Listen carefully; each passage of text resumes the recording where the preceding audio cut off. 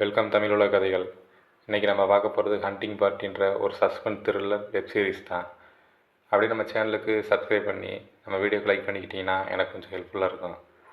இப்போ இந்த வீடியோ ஸ்டார்டிங்கில் ஒரு ஹாஸ்பிட்டல் மாதிரி செட்டப்பில் ஒரு ஸ்ட்ரக்சரில் ஒரு ஆளை வச்சு 2 செக்யூரிட்டி தள்ளிட்டு வந்துட்டுருக்குறாங்க.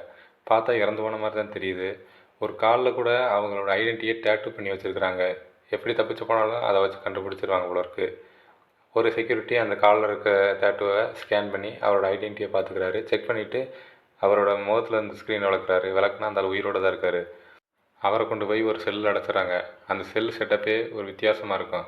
ஒரே ஒரு கிளாஸ் மட்டும்தான் இருக்கும். வெளியே இருந்து அவங்க பண்ணுறதெல்லாம் அங்கே இருக்க செக்யூரிட்டி பார்ப்பாங்க. ஆனால் இவர் உள்ளே இருந்து வெளியே யாரையும் பார்க்க முடியாது. அந்த இடமே ஒரு ரவுண்ட் ஷேப்பில் அப்படியே ஃப்ளோராக அடுக்கி வச்ச மாதிரி இருக்குது. இப்போ அந்த செக்யூரிட்டியில் 2 பேர் அங்கேருந்து வெளியே வர்றாங்க. வேலையெல்லாம் டியூட்டி முடிச்சுட்டு அங்கேருந்து கார் எடுத்துகிட்டு கிளம்புறாங்க. இந்த இடமே எப்படின்னா ஒரு பங்கர் மாதிரி அண்டர் கிரவுண்டில் இந்த பெரிய ஜெயில் செட்டப் இருக்குது. ஆனால் இவங்க மேலே ஒரு பண்ணை வீடு மட்டும்தான் இருக்குது. அந்த பண்ணை வீட்டுக்குள்ளேருந்து வெளியே வர மாதிரி தான் மற்றவங்களுக்கு தெரியும். இப்படி இவங்க கிளம்பி போயிட்டுருக்க அதே சமயத்தில் அந்த பங்கர் ஜெயில் செட்டப்பை காமிக்கிறாங்க. அந்த இடத்துல எல்லா கைதிகளும் சுற்றியில் இருக்காங்க. அங்கே இருக்க எல்லாமே பெரும்பாலும் கொடூரமான கொலைகள் செஞ்ச கொலைகாரங்க தான். இந்த இடத்துல நம்ம ஸ்டார்டிங் சீனில் பார்த்து அதே சீரியல் கில்லர் இருக்கிறான்.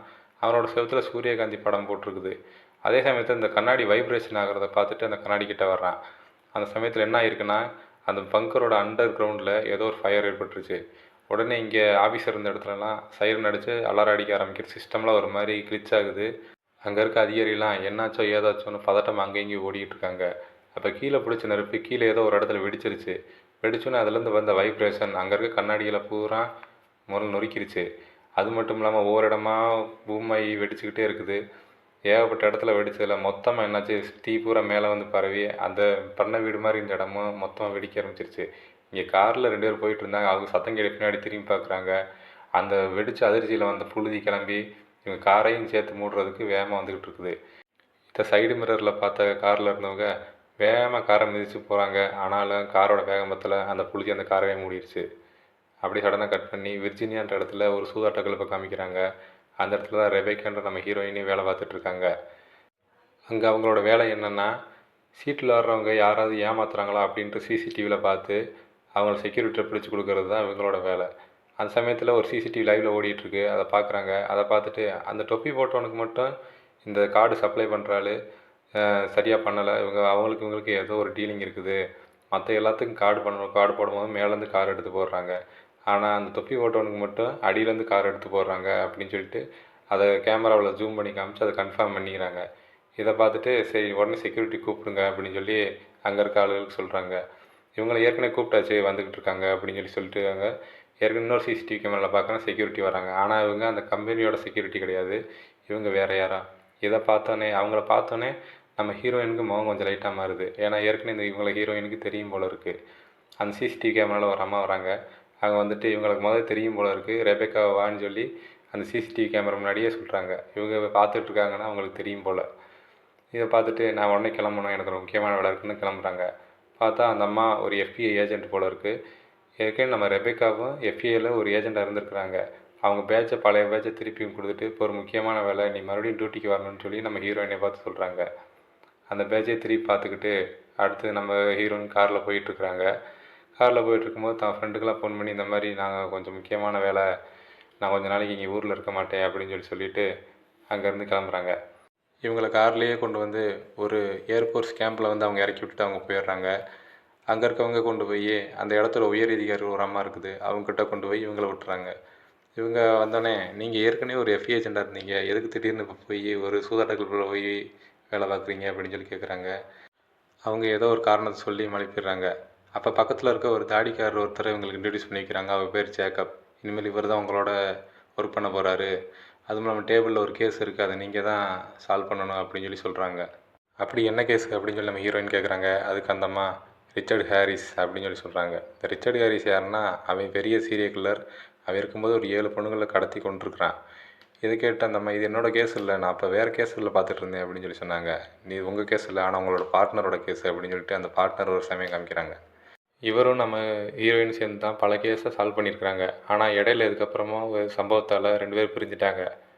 இப்போ அந்த ரிச்சர்ட் ஹாரிஸோட பாதிக்கப்பட்ட பெண்களை காமிக்கிறாங்க. எல்லா பேருமே ரொம்ப கொடூரமாக செத்து கிடக்குறாங்க. அவங்க கண்ணிலலாம் என்னத்தையோ ஊசி வச்சு குத்திருக்கிறான். இப்போ கேட்குறாங்க, அவனோட மனநிலைமை பற்றி நீங்கள் என்ன நினைக்கிறீங்க அப்படின்னு சொல்லி கேட்குறப்ப, ஒரு செத்துப்போன ஒரு சீரியல் கில்லரை பற்றி என்கிட்ட ஏன் கேட்குறீங்க, அவனை பற்றி ஏன் சொல்ல சொல்கிறீங்க அப்படின்னு சொல்லி கேட்குறாங்க. சரி இருந்தாலும் நான் சொல்கிறேன் அப்படின்னு சொல்லிட்டு, ரிச்சர்ட் ஹாரிஸ் வந்து அவன் சின்ன வயசுலேருந்தே அவங்க அம்மாவால் ரொம்ப துன்பப்பட்டிருக்கிறான். ஏதாவது ஒன்றுனா கூட அவங்க அம்மா கொண்டு போய் பேஸ்மெண்ட்டில் அடைச்சி அவனை ரொம்ப சித்திரவதை பண்ணியிருக்கிறாங்க. அதனால் அவங்க அம்மா மாதிரியே உருவமைப்புலேயும் அவங்க அம்மா மாதிரி பிளாண்டு ஒரு மாதிரி செம்பட்டம் அந்த மாதிரி தலைமுடி இருக்கிற பெண்களை கடத்திட்டு போய் அவங்கள கொடூரமாக கொலை பண்ணியிருக்கிறான். அவங்களோட கண்ணில் அம்மோனியம் சல்ஃபேட்டை செலுத்தி அவங்கள குருடாக்கி, இவன் எப்படி சின்ன வயசில் இருட்டில் இருந்தானோ அதே மாதிரி இவங்களையும் இருட்டில் இருக்க வைக்கணும் அப்படின்னு சொல்லி அவங்கள கொடுமைப்படுத்தியிருக்கிறான். கடைசியில் கொலையும் பண்ணியிருக்கிறான். இப்படி சொல்லிகிட்டு இருக்கும்போது, சாதாரண இந்த மாதிரி விஷயங்களை கேட்கறதுக்காண்டி நீங்கள் என்னை கூப்பிட்ருக்க மாட்டீங்க, எதாக இருந்தாலும் உண்மையை சொல்லுங்கள், அப்போ தான் அதை புரிஞ்சுக்கிட்டு என்னால் அதுக்கேற்ற வேலையை பார்க்க முடியும் அப்படின்னு சொல்லி நம்ம ஹீரோயின் சொல்கிறாங்க. அப்போ பக்கத்தில் இருக்க ஜேக்கப் என் கூட வாங்கன்னு சொல்லி நம்ம ஹீரோயினை கூப்பிட்டு போயிடுறாரு. கூப்பிட்டு போயிடுற இடத்துல பார்த்தா நிறைய டெட் பாடி அவங்க குமிச்சு வச்சுருக்குறாங்க. இந்த இடத்த காமிச்சு, இந்த இடத்துல ஏற்கனவே நம்ம ஏர் மிசைல் இந்த கேம்ப் இருக்குது, இது ரொம்ப சீக்ரெட்டான ஒரு இடம், அதனால் இதை பற்றி வெளியே யாருக்கும் தெரியாது அப்படின்னு சொல்லி முதல்ல இன்ட்ரடியூஸ் பண்ணுறாரு. அதுவும் இல்லாமல் இந்த செட்டப்புக்கு கீழே ஒரு மிகப்பெரிய ஜெயில் அமைப்பு இருக்குது, அதனால் அங்கேருந்து நிறைய சீரியல் கில்லர் தப்பிச்சு போயிட்டாங்க, அந்த இடத்துல ரொம்ப மோசமான சீரியல் கில்லர் அடைச்சி வச்சுருக்கோம், அதுலேருந்து சில பேர் தப்பிச்சு போயிட்டாங்க, அவங்கள கண்டுபிடிக்கிறது தான் இப்போ நம்மளோட முதல் வேலை. என்ன நிலத்துக்கு அடியில் ரகசியமான ஜெயில் இருக்கா அப்படின்னு சொல்லி நம்ம ரெபேக்கா ஆச்சரியப்படுறாங்க. அப்படி ஹெலிகாப்டரில் அந்த அழிஞ்சு போன அந்த இடத்துக்கு இவங்க போகிறாங்க.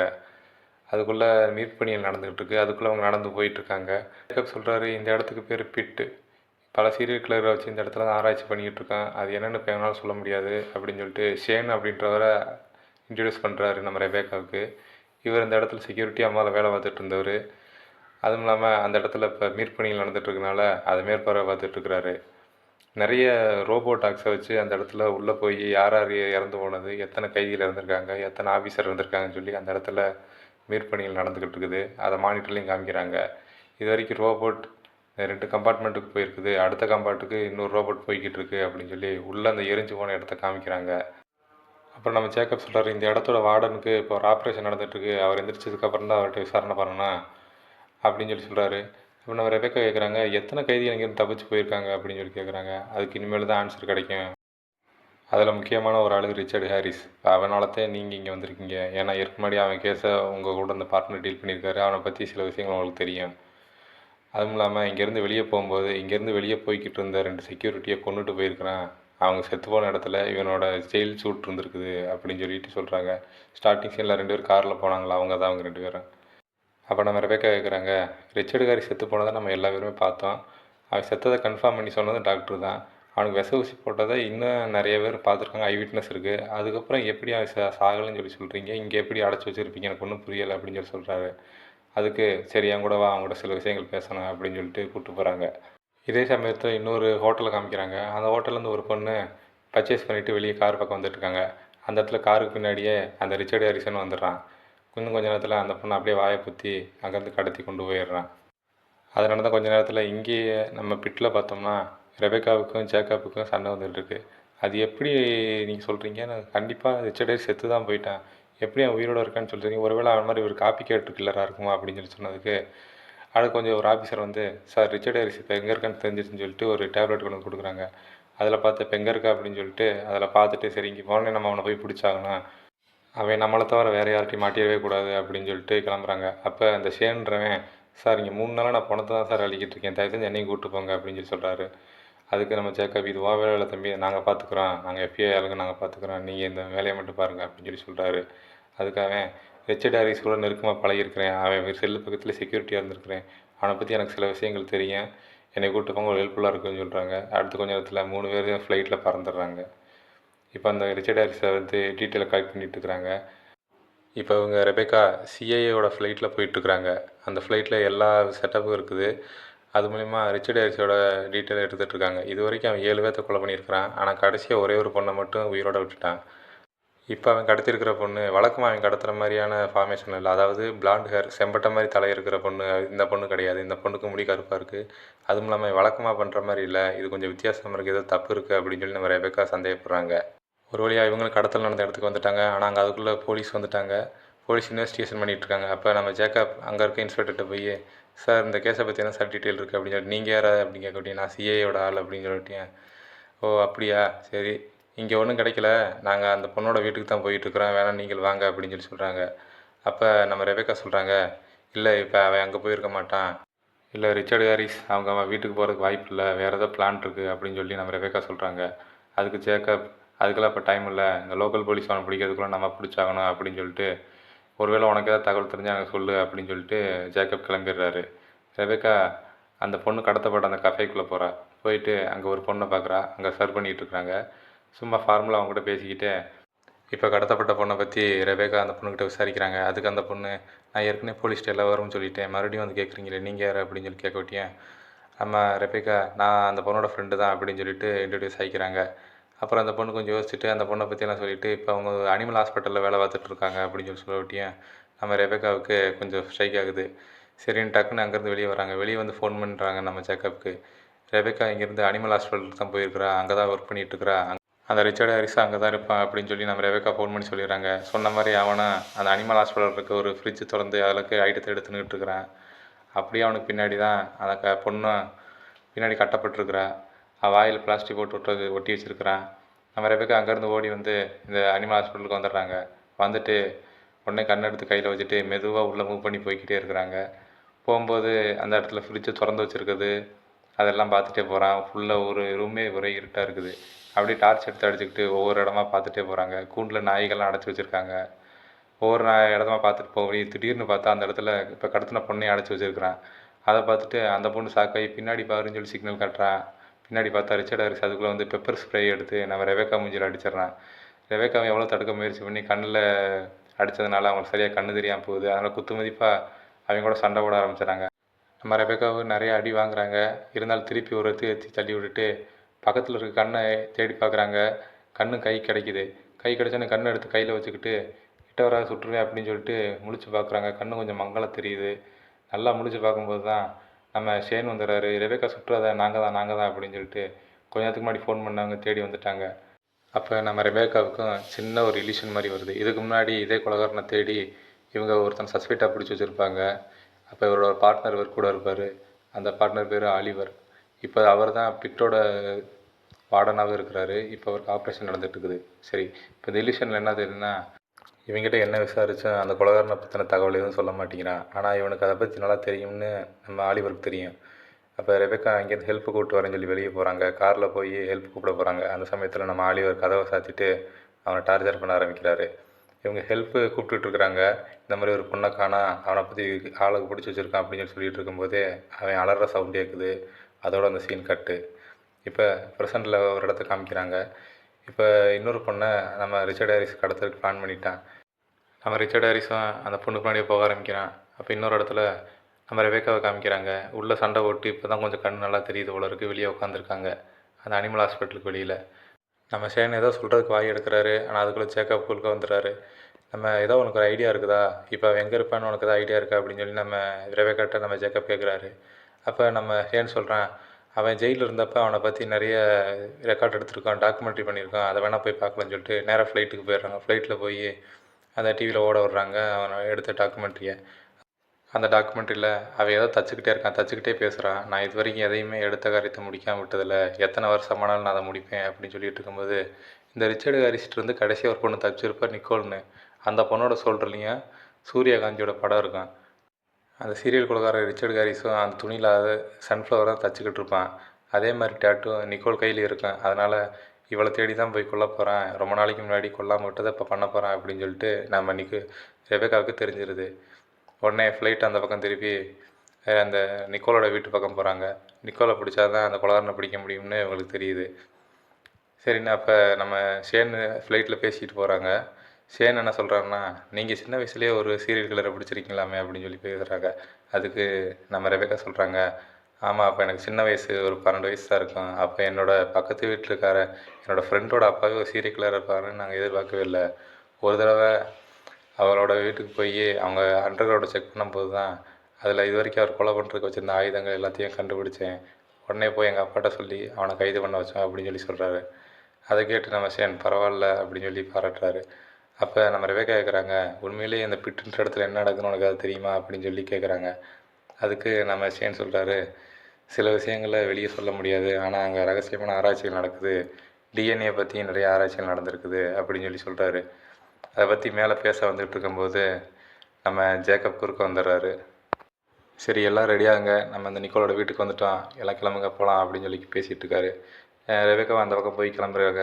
அப்போ நம்ம ஜேக்கப் ஷேன்கிட்ட வந்து, உனக்கு பிட்டை பற்றி சில ரகசியங்கள் தெரியும், இருந்தாலும் நீ அதை பற்றி வெளியே சொல்லக்கூடாது, நீ ஆர்மியில் இருந்தவன், உன்னை ஆர்மிலேருந்து செலக்ட் பண்ணியிருக்காங்கன்னா நீ அதுக்கேற்ற மாதிரி நடந்துக்கணும் அப்படின்னு சொல்லிட்டு அவனுக்கு அட்வைஸ் பண்ணிகிட்டு இருக்காரு.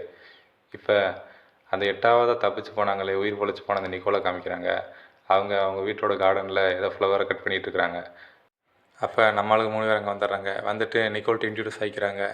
இந்த மாதிரி நாங்கள் சிஏலேருந்து வர்றோம், இந்த மாதிரி ஒரு பெரிய விஷயம் நடந்திருக்கு, ரிச்சர்ட் ஹாரிஸ்ன்றவன் மறுபடியும் உங்களை தேடி வர்றதுக்கு வாய்ப்பு இருக்குது அப்படின்னு சொல்லி பேசுகிறாங்க. இதை கேட்ட அந்த அம்மா பெரிய அதிர்ச்சி ஆகி போகுது. எனக்கு உடனே ஆலிவர் வேணும், அவரை கூப்பிடுங்க அப்படின்னு சொல்லி நம்ம ரெபேக்காவோட ஓல்டு பார்ட்னரை கூப்பிட்றாங்க. அதுக்கு நம்ம ரெபேக்கா, அவர் இப்போ ரொம்ப உடம்பு முடியாமல் இருக்கிறாரு, அதனால் நீ எதாக இருந்தாலும் என்கிட்டே சொல்லுங்கள், அவரோட பார்ட்னர் தான், ஓல்டு பார்ட்னர் தான் அப்படின்னு சொல்லி சொல்லட்டியும், சரி அவன் செத்தவன் மறுபடியும் திரும்பி வந்திருக்கிறான்னா மறுபடியும் என்னை கொல்றதுக்காக வந்திருப்பான், தயவு செஞ்சு என்னை தனியாக விட்டுருங்க, இந்த விஷயத்துக்கு நான் வரல அப்படின்னு சொல்லி அந்த அம்மா ஒதுங்கிக்கிறது. உடனே வெளியே வந்து ரெபேக்காவும் ஜேக்கப்பும், ஏங்க அப்போ இந்த அம்மாவை நீங்கள் ட்ராப்பை யூஸ் பண்ணி தான் அவரை பிடிக்கணும் ஐடியா பண்ணியிருக்கீங்களா அப்படின்னு சொல்லி கேட்குறாங்க. அதுக்கு அவர், எனக்கு நம்மளுக்கு வேறு வழி இல்லை, இப்படி தான் நம்மளை பிடிச்சாங்கன்னு, இல்லைன்னா அவன் எங்கே போகிறான் என்ன பண்ணுறான்னு தெரியாது, இதுவும் இல்லாமல் அவன் நம்மளை தவிர வேறு யார்ட்டையும் மாட்டினா நிறைய விஷயங்கள் வெளியே போய் கசிஞ்சிருவேன், இது மட்டும் இல்லை உனக்கு சில விஷயங்கள் சொல்கிறேன், நான் சொல்கிறத வெளியே சொன்னேன்னா அவன் வேலை போகிறதுக்கு வாய்ப்பு இருக்குது, உன்னை 10 வருஷம் ஜெயிலையும் போடுவாங்க, அந்த பிட்டுன்ற இடத்துல இருக்க சில தகவல்களை வச்சு தான் சிஐஏ மட்டும் இல்லை FBI மாதிரியான பெரிய பெரிய ஆளுங்களாம் சீரியல் கில்லரை பற்றி அண்டர்ஸ்டாண்ட் பண்ணுறதுக்கு நாங்கள் நிறைய உதவி பண்ணிகிட்ருக்குறோம், சீரியல் கில்லரை பூரா வச்சு அவங்களோட மைண்ட் எப்படி வேலை செய்யுது என்ன பண்ணுறது அப்படின்ற ஆராய்ச்சி பண்ணுறோம் அப்படின்னு சொல்லி பேசிகிட்டு இருக்காரு. அந்த சமயம் நம்ம ஷேன் நிக்கோலை கூப்பிட்டு வராரு. அந்தம்மா, சரி நீ சொல்கிறத நான் கேட்குறேன், அவனை பிடிக்கிறதுக்கு நான் உங்களுக்கு உதவி பண்ணுறேன், வாங்க எல்லாம் நம்ம வீட்டுக்கு போகலாம் அப்படின்னு சொல்லி அந்த அம்மாவை வீட்டுக்கு கூப்பிட்டு போகிறாங்க. மற்ற எல்லாத்தையும் அன்றைக்கி நைட் டைம் ஆயிடுது. அப்போ நம்ம ரெபேக்கா, நீங்கள் இங்கேயே உட்காந்துருங்க, நாங்கள் உங்களை சுற்றி தான் இருப்போம், எல்லா ப்ராப்ளம் வராமல் நாங்கள் பார்த்துக்குறோம் அப்படின்னு சொல்லிட்டு எல்லா பேரும் பொசிஷனில் இருக்கிறாங்க. அப்போ கொஞ்ச நேரம் கழித்து அந்த இடத்துல ஒரு அசைவு தெரியுது. பார்த்தா ரிச்சர்ட் ஹாரிஸ் அந்த வீட்டுக்கு வந்துட்டான். இதை பார்த்துட்டு நம்ம ஜேக்கப், அவன் வந்துட்டான் அப்படின்னு சொல்லி சிக்னல் கொடுக்குறாரு. இதை பார்த்துட்டு ரெபேக்கா, எல்லோரும் போய் பொசிஷனில் இல்லைங்க, நீங்கள் மட்டும் மெதுவாக போய் ஒரு ரூமில் போய் ஒளிஞ்சுக்குங்க, உங்களுக்கு பாதுகாப்பாக ஷேன் இருப்பார் அப்படின்னு சொல்லிட்டு இவங்க 2 பேர்த்தையும் ஒரு ரூமில் தனியாக அனுப்பிச்சி விட்றாங்க. இவங்க போனதுக்கப்புறம் வீட்டில் இருக்க லைட்டை பூரா ஆஃப் பண்ண சொல்கிறாங்க. லைட்டை பூரா ஆஃப் பண்ணிவிட்டு எல்லா பேரும் கன் பாயிண்டில் டோர் பக்கத்துலேயும் ஜன்னல் பக்கத்துலேயும் நிற்க ஆரம்பிக்கிறாங்க. இவங்க சத்தம் போடாமல் அப்படியே வெயிட் பண்ணிகிட்டு இருக்கிறாங்க. அப்போ என் வீட்டை சுற்றி வர சவுண்டு கேட்குது. நம்ம ரெபேக்காவும் எந்திரிச்சு இந்த பக்கம் அப்படி பார்க்குறாங்க, ஒரு ஜன்னல் பக்கம் போய் நின்று பார்க்குறாங்க. அப்போ சடனாக அவனோட அந்த உருவம் அங்கேருந்து கிராஸ் ஆகி வாசலை நோக்கி போயிட்டுருக்குது. இதை பார்த்து டக்குன்னு அவங்க புரிஞ்சுக்கிறாங்க. உடனே கண் எடுத்துகிட்டு நேராக கதவு கிட்ட போய் நின்றுக்கிறாங்க. அதே சமயத்தில் இன்னொரு ரூமில் நம்ம ஷேனும் நிக்கோல் ஒளிஞ்சிட்ருக்காங்க. ஷேனு கண் எடுத்துகிட்டு அதே கதவை பாயிண்ட் பண்ணி நின்றுட்டுருக்கிறான். ஆனால் அவன் பின்னாடி சடனாக திரும்பி பார்க்கும்போது அவள் பக்கத்தில் நின்றுருந்த நிக்கோலை காணாம். அவள் அதுக்குள்ளே பின்னாடி எங்கிட்ட தப்பிச்சு வேறு பக்கம் போயிட்டா அவ்வளோ இருக்குது. இவன் அதுக்குள்ளே காணான்னு சொல்லி இங்கிட்டு தேடிட்டு இருக்கும்போது அந்த கதவை திறந்துட்டு அந்த கொலைகாரன் உள்ளே வரான். அவனை பார்த்துட்டு 2 பேர் கன் பாயிண்டில் நிற்கிறத பார்த்து அவன் திகச்சு போயின்னு இருக்கான், எப்படி தப்பிக்க போகிறோமோ அப்படின்ட்டு. அந்த சமயம் பார்த்து நிக்கோல் பின்னாடி வழி வந்து அவனை அடிக்கிறேன்னு சொல்லி வரா. எப்படி தப்பிக்கிறேன்னு இருந்தவருக்கு இவளே ஒரு வழியை காட்டி விட்ட மாதிரி அவ கழுத்தில் கத்தியை வச்சு அவளை பணைய கைதியாக பிடிச்சி வச்சிடுறான். வழக்கம் போல் நம்ம ஆளுக கண் வச்சிருக்கனால அவள் கழுத்துலேருந்து கத்தி எடுக்குன்னு சொல்ல, ஆனால் அவன் என்னை கத்தி எடுக்க போகிறான். அந்த சமயம் அவள் திரும்பி அவன் மூஞ்சியை பார்த்துட்டு ரொம்ப ஷாக்காகி போய், அடப்பாவி இத்தனை வருஷத்துக்கு அப்புறம் திரும்பி வந்திருக்கிறியா, நீ மறுபடியும் உயிரோட வந்திருக்கியா அப்படின்னு சொல்லி கேட்டுட்ருக்கா. அந்த பேச்சு வாக்கிலே பின்னாடி ஷேன் கண்ணோட வந்து நம்ம ரிச்சர்ட் ஹாரிஸை பிடிச்சிட்றான். இவன் பின்னாடி வரதான் அந்த கொலைகாரன் நோட் பண்ணிடுறான். நோட் பண்ணிவிட்டு, நீ என் கூட தானே இருந்த, இவங்களோட சேர்ந்து நீயும் என்னை கொல்றதுக்கு பிளான் பண்ணுறியா, அது போகட்டும், எனக்கு அங்கே என்னென்ன நடந்துச்சு எல்லாத்தையும் சொல்லுன்னு சொல்கிறான். அவன் என்ன சொல்ல வரான்னு சொல்கிறதுக்குள்ளே நம்ம ஜேக்கப் அவன் நெத்திலேயே புல்லட் இறக்கி அவனை அங்கேயே கொண்டுறாரு. அப்போ நம்ம ரெபேக்கா பார்க்குறாங்க. அவன் என்னமோ சொல்ல வந்தான், அப்படி இருந்து அவனை சொல்ல விடாமல் சுட்டுட்டியா அப்படின்னு சொல்லி நம்ம ஜேக்கப்பை ஒரு சந்தேக பார்வையோடய பார்க்குறாங்க. அப்படியே அவனோட சோழியும் முடிஞ்சு பொழுது விடுத்துருச்சு. அவனோட டெட் பாடியை தூக்கிட்டு போகிறாங்க. பக்கத்தில் நின்றுட்டுருக்க நம்ம ஜேக்கப் ரெபேக்காட்ட, எனக்கு ஒரு சின்ன வேலை இருக்குது, நான் போய் முடிச்சுட்டு வந்துடுறேன், நீ வேணால் போய் நிக்கோல்கிட்ட ஏதோ ஆதரவாக பேசிக்கிட்டு இரு அப்படின்னு சொல்லி அனுப்பிச்சி விட்றாரு. நிக்கோல்ட்டையும் ரெபேக்கா போய், இது வரைக்கும் நடந்ததை மறந்துடுங்க, இப்போ உண்மையிலே செத்து போயிட்டேன், அதனால் நீங்கள் எந்த பயமும் இல்லாமல் இனிமேல் மீதி வாழ்க்கையை வாழலாம் அப்படின்னு சொல்லி நம்ம ரெபேக்கா சொல்லிக்கிட்டு இருக்காங்க. அதே சமயத்தில் நம்ம ஜேக்கப் ஷேனும் அவன் கார்கிட்ட நின்றுருக்குறாங்க. அப்போ நைட்டு வந்த கொலைகாரன் அந்த கார் அங்கே தான் நிப்பாட்டிட்டு போயிருப்பான். அந்த காருக்குள்ளேருந்து சவுண்டு கேட்க விட்டியும் இவங்க அந்த கார் டிக்கியில் போய் பார்க்குறாங்க. 2ஆவதாக கடத்தப்பட்ட பொண்ணு உயிரோடு அந்த டிக்கிக்குள்ளே இருக்கிறா. உடனே அவளை அங்கேருந்து காப்பாற்றி அவளை அங்கேருந்து கூப்பிட்டு போயிடறாங்க. அப்போ நம்ம ஜேக்கப்பும் நம்ம ரெபேக்காவுக்கு ஃபோன் போட்டு 2வதா ஒரு பொண்ணு கடத்தப்பட்டிருக்கா. அவள் அந்த கொலைகாரனோட காலடி கீழ தான் இருந்தா. அவள் எப்பவும் போல் கடத்தப்படுற மாதிரி அந்த செம்பட்ட மாதிரி தலைமுடியோட அக்யூரேட்டாக கடத்தியிருக்கிறான். இதுக்கு எதுக்கு நீ ஜாக்கிரதை யார் அப்படின்னு சொல்லிட்டு இருக்காரு நம்ம ஜேக்கப்பு. அது ஃபோனில் கேட்டுக்கிட்டே நம்ம ரெபெக்கா சுற்றி அந்த வீட்டை பார்க்குறா. வீட்டை பார்க்கும்போது எல்லா இடத்துலையும் சூரியகாந்தி படம் இருக்குது. இவளுக்கு ஒரு டவுட் வந்துடுது. ஒருவேளை இந்த நிக்கோலுக்கும் கொலைகாரனுக்கும் ஒரு சம்மந்தம் இருக்குமோ அப்படின்னு சொல்லி டவுட் பட ஆரம்பிச்சிட்டா. அவள் நிக்கோல்கிட்ட கேட்குறா, இந்த கொலைகாரன் எல்லா பேர்த்தையும் எல்லா பொண்ணுங்களும் நம்ப வச்சுருக்க முடியாது அப்படின்னு நம்பியிருக்கிறாங்கன்னா அப்போ அந்த கொலைகாரன் கூட ஒரு பொண்ணு இருந்திருக்கிறா. அது ஏன் நீயா இருக்கக்கூடாது அப்படின்னு சொல்லி நம்ம ரெபேக்கா கேட்டுடுறா. இதை கேட்டுட்டு நம்ம நிக்கோல், சரி இவளுக்கு நம்ம மேலே டவுட் வந்துருச்சு அப்படின்னு சொல்லிட்டு இவள் பேச்சை கொடுக்க ஆரம்பிக்கிறா. அந்த ரிச்சர்ட் ஹாரிஸ்ன்றவன் ஒன்றுத்துக்கு உதவார மண்ணாத்தே இருந்தான். ஆனால் அவனை நான் கூப்பிட்டு போய் அவன் கடந்த கால வாழ்க்கையில் அவன் அனுபவித்த துன்பத்துக்கெல்லாம் அவனுக்கு மன நிம்மதி கொடுத்தேன். ஒவ்வொரு பொண்ணுங்களையும் எப்படி கூப்பிடணும், எப்படி அவங்ககிட்ட பேசணும் அப்படின்னு எல்லாத்தையும் சொல்லி கொடுத்து இப்போ உலகமே நடுங்கிற ஒரு சீரியல் கில்லராக அவனை நான் மாற்றிருக்கிறேன் அப்படின்னு சொல்லிட்டு ஒரு கொடூரமான பார்வை பார்க்குறா. நம்ம ரெபேக்கா இதை பார்த்துட்டு, சரி பேசிக்கிட்டே அந்த டீ பாய்லர்லேருந்து கை வைக்கிறேன், அந்த கையை மட்டும் எடுத்துருமா அப்படின்னு சொல்லிட்டு இவள் கண் மேலே கை வைக்கிறா. ஆனால் அதை கேட்காத நிக்கோல் டீ பாய்லரை தூக்கி எரிஞ்சிட்றா. ஜஸ்ட் மிஸ்ஸில் எஸ்கேப் ஆன ரெபேக்கா கண் எடுத்து நம்ம நிக்கோலோட ஷோல்டர்லேயே ஒரு புல்லட் இறக்கிறா. அவள் அலறிக்கிட்டே அங்கேருந்து கீழே விழுந்து அழுக ஆரம்பிச்சிட்றா. இப்போ சட்டுன்னு ஃப்ளாஷ்பேக்கில் போகிறாங்க. ஃப்ளாஷ்பேக்கில் நம்ம ரெபேக்கா காரில் எமர்ஜென்சி கூப்பிட்டுட்டு இருக்கும்போது உள்ளே அலற சத்தம் கேட்டிருக்கான். அப்போ என்ன பண்ணியிருக்கானா, அவளோட பார்ட்னர் ஆலிவர் அங்கே சஸ்பீட்டாக பிடிச்சி வச்சுருந்த ஒருத்தன் மேலே பெட்ரோல் ஊற்றி கொளுத்துறதுக்கு பார்க்குறான். பெட்ரோலை ஃபுல்லாக ஊற்றிட்டான். அதை கொளுத்துறதுக்கும் போயிட்டான். இப்போ இவன் என்ன பிரச்சனைனா, இந்த ரிச்சர்ட் ஹாரிஸ் பிரச்சனை இல்லாமல் இதுக்கு முன்னாடி இவங்க 2 பேரும் டீல் பண்ண வேற ஒரு பிரச்சனைக்காக ஒரு கடத்தல்காரையும் ஒரு பொண்ணை ஒழிச்சு வச்சுருக்கான். அவனை அந்த கொலைகாரனுக்கு ஹெல்ப் பண்ணுறனால இவனை பிடிச்சி வச்சுருக்காங்க. இவன் தீயை கொளுத்தி கடைசியில் அந்த பெட்ரோல் மேலே போட்டு விட்டுட்டான். என்ன இருந்தாலும் போலீஸ் இவன் கொளுத்த மாட்டான் அப்படின்னு நினச்சிட்டு இருந்தான். அவனுக்கு கொளுத்தி விட்டதை பார்த்தானே உயிர் பயம் வந்துருச்சு. சரி நான் சொல்லிடுறேன் என்னோடய வீட்டுக்கு பின்னாடி ஒரு சின்ன இடம் இருக்குது, மாட்டு கொட்டகை மாதிரி, அங்கே தான் அந்த பொண்ணு இருக்கிறா, போய் கூப்பிட்டுங்க அப்படின்னு சொல்கிறான். ஆனால் அப்பையும் கூட நம்ம ஆலிவர் அதை அமர்த்தாமல் அப்படியே எரிஞ்சு சாகட்டும்னு சொல்லி விட்டுறான். அவள் எரிஞ்சு சாகிற ஜன்னல் பின்னாடின்ட்டு நம்ம ரெபேக்கா பார்த்துக்கிட்டே இருக்கிறா. இதை பார்த்துட்டு காப்பாற்ற டைம் இருந்து காப்பாற்றாமல் விட்டானே அப்படின்னு சொல்லி அதிலிருந்து அவங்க 2 பேரும் பிரிஞ்சுட்டாங்க. இப்போ ப்ரெசண்டில் நம்ம நிக்கோலை அரெஸ்ட் பண்ணி ஒரு கண்டெய்னரில் ஏற்றி அங்கேருந்து வேற ஒரு இடத்துக்கு அனுப்பிச்சிடுறாங்க. அதே மாதிரி பிட் மாதிரி இன்னொரு இடம் இருக்கும்னு நினைக்கிறேன். அங்கே தான் அனுப்பிச்சிருக்காரு நம்ம ஜேக்கப். அனுப்பிச்சிட்டு இப்போ ஃப்ளைட்டில் வந்துடுறாங்க. ஃப்ளைட்டில் வரும்போது நம்ம ரெபேக்கா செல்ஃபோனில் தன்னோட ஃபோனோட ஃபோட்டோ பார்க்குறா. இந்த ஃபோட்டோக்கு பின்னாடி இன்னொரு கதை இருக்குது. இப்போ கொஞ்ச நேரத்துக்கு முன்னாடி ஃப்ளாஷ்பேக்கில் ஒருத்தர் எரிஞ்சு தானே அவன் சொன்ன தகவலை வச்சு அந்த இடத்துக்கு போய் நம்ம ரெபேக்கா பார்க்குறா. அந்த இடத்துல உண்மையிலே மாட்டுக்கொட்டாய்க்கு பின்னாடி அந்த பொண்ணு அடப்பட்டு கிடக்கிறா. இன்னும் கொஞ்ச நேரம் தள்ளி போயிருந்தா கூட அந்த பொண்ணு அந்த இடத்துலையே ஃப்ரீஸ் ஆகி செத்து போயிருப்பா. அந்த பொண்ணை காப்பாற்றி ரெபேக்கா தன் பொண்ணு மாதிரி வளர்க்க ஆரம்பிச்சிட்டா. இப்போ அந்த பொண்ணை தான் நம்ம ரெபேக்கா செல்ஃபோனில் பார்த்துக்கிட்டு இருந்தா. அது பார்த்துட்டு இருக்கும்போது நம்ம ஜேக்கப் நம்ம ரெபேக்காட்ட வந்து, இன்னும் பொண்ணை நீ ரொம்ப மிஸ் பண்ணுறியா அப்படின்னு சொல்லி கேட்குறா. அப்படி ஆமாம் அப்படின்னு சொல்லிட்டு நம்ம ரெபேக்கா, ஜேக்கப் உங்களுக்கு குழந்தைங்க இருக்குது தானே, நீங்கள் உங்கள் வேலைக்கு இடையில் அடிக்கடி ஃபோன் வருது, நீங்கள் கட் பண்ணி விடுறீங்க, அநேகமாக உங்கள் பொண்ணு தான் அந்த ஃபோன் காலை பண்ணியிருந்துருக்கணும். அதுவும் இல்லாமல் ஷாப் போகும்போது சின்ன சின்ன பொம்மையெல்லாம் எடுத்து நீங்கள் வாங்கி வச்சுக்கிறீங்க, உங்களுக்கு பொண்ணுலாம் இருக்குது தானே அப்படின்னு சொல்லி கேட்குறாங்க. ஆமாம் எனக்கு ஒரு பொண்ணு இருக்கிறா, நானும் அவளை ரொம்ப மிஸ் பண்ணுறேன் அப்படின்னு சொல்லிட்டு அந்த பொண்ணு ஃபோட்டோவை எடுத்து காமிக்கிறாரு.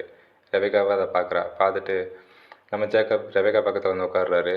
நான் இது வரைக்கும் ஆப்கானிஸ்தான்னு நிறைய இடத்துல போர் பண்ணியிருக்கிறேன், சண்டைக்கு போயிருக்கிறேன், எத்தனையோ மிலிட்ரி ஆப்ரேஷனில் கலந்துருக்கிறேன். ஆனால் அதெல்லாம் வெளிநாட்டில். ஆனால் இப்போ நம்ம பார்க்குறது நம்ம உள்நாட்டு பிரச்சனை. இப்போ ஏதாவது பிரச்சனை நடந்துச்சுன்னா அது நம்ம குழந்தைகளையும் மனைவிகள் தான் பாதிக்கும் அப்படின்னு சொல்லி அவர் சொல்லிட்டு இருக்காரு. பேசி முடிச்சதுக்கப்புறம் எல்லாம் அவங்க வேலையை பார்க்க போயிடுறாங்க. அப்போ நம்ம ரெபேக்கா அந்த கேம்ப் வழியாக வந்துட்டு இருக்கும்போது ஒரு ஆஃபீஸர் வந்து, மேடம் உங்களை வார்டன் பார்க்கணும் அப்படின்னு சொல்லி சொல்கிறாங்க. இத்தனை நாளாக வார்டனுக்கு ஆப்ரேஷன் நடக்குதுன்னு சொல்லிட்டு இருந்த அந்த வார்டன் யாருன்னு பார்த்தா கடைசியில் இந்த ரெபேக்காவோட ஓல்டு பார்ட்னர் ஆலிவர் தான். இதை பார்த்துட்டு நம்ம ரெபேக்காவுக்கு பெரிய ஷாக்கு. நீ தான் இந்த பிட்டோட வார்டனாகவே இருந்திருக்கிறியா அப்படின்னு சொல்லிட்டு, நான் உனக்கு ஒரு விஷயத்தை ஞாபகப்படுத்த விரும்புகிறேன். கடைசியில் ஒருத்தனை எரிச்சு கொண்டையே, நீ நினச்சிருந்தா அவனை காப்பாற்றிருக்கலாம், ஏன் அப்படி பண்ணலை அப்படின்னு சொல்லி கேட்கட்டியும், சில விஷயங்களை மாற்ற முடியாது, அவை சாகிறதுன்னு நான் இப்போ உறுதியாக இருந்தேன், நடந்து போச்சு, என்னை மன்னிச்சிரு அப்படின்னு சொல்லி நம்ம ஆலிவர் சொல்கிற. அப்படி அதுக்கு நம்ம ரெபேக்கா, உன்னை நான் இன்னமும் நினச்சிருந்தேன், ஆனால் நீ இப்படி ஒரு ஆளாக இருப்பேன் நான் நினைக்கவே இல்லை அப்படின்னு சொல்லி சொல்கிறா. அதுக்கு நம்ம ஆலிவர் கண் கலங்க, இப்போ இந்த தப்பிச்சு போன அந்த குற்றவாளி மாதிரி இன்னும் ஏகப்பட்டு பேர் இருக்காங்க, அவங்கள பிடிக்கணுமா எனக்கு ஒரு நம்பிக்கையான ஆள் வேணும் அப்படின்னு சொல்லி அவர் நம்ம ரெபேக்காவை பார்க்குறாரு. ரெபேக்காவை அவரை பார்க்குறா. அப்படியே இந்த எபிசோடையும் முடிக்கிறாங்க. இந்த வீடியோ உங்களுக்கு பிடிச்சிருந்தா நம்ம சேனலுக்கு சப்ஸ்கிரைப் பண்ணிக்கங்க, இந்த வீடியோக்கு லைக் பண்ணிக்கங்க. தேங்க்யூ.